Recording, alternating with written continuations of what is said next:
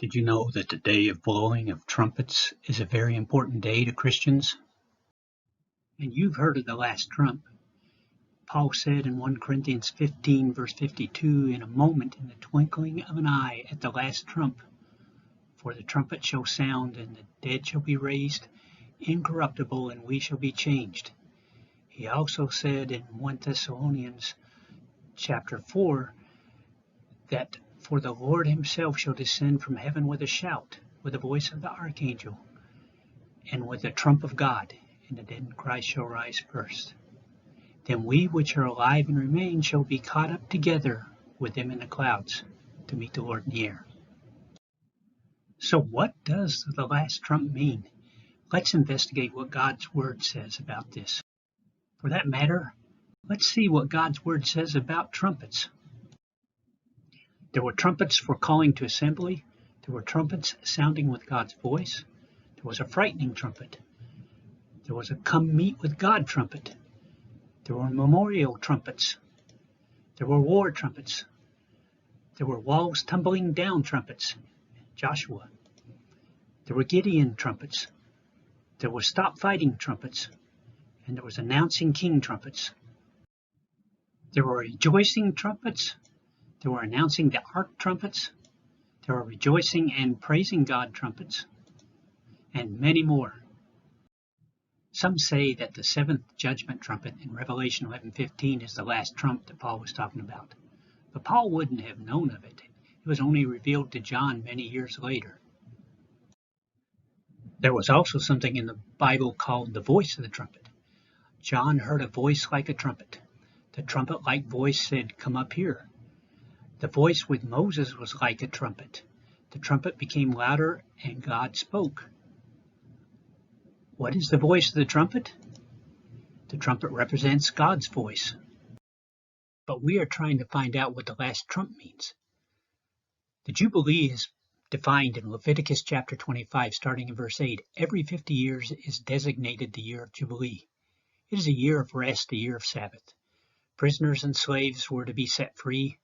Land was to go back to its original owner. All debts are to be forgiven. It is a time of great redemption and restoration. It symbolizes when God redeems the earth during the millennium. It is a time of great joy and a time when the trumpet is to be blown throughout the land. But it's not the last trump. There is something called the day of blowing that is defined in Leviticus chapter 23, starting in verse 23. It's called the Feast of Trumpets as well, and it's the first day of the 7th month according to the Bible. The trumpets are to be blown. It is a holy Sabbath, a day of rest. It is the New Year's Day on the Hebrew civil calendar and the 7th month on the Hebrew religious or Bible-based calendar. In 2020, it falls on Saturday, September 19th. As you know, horns are blown on our New Year's Day.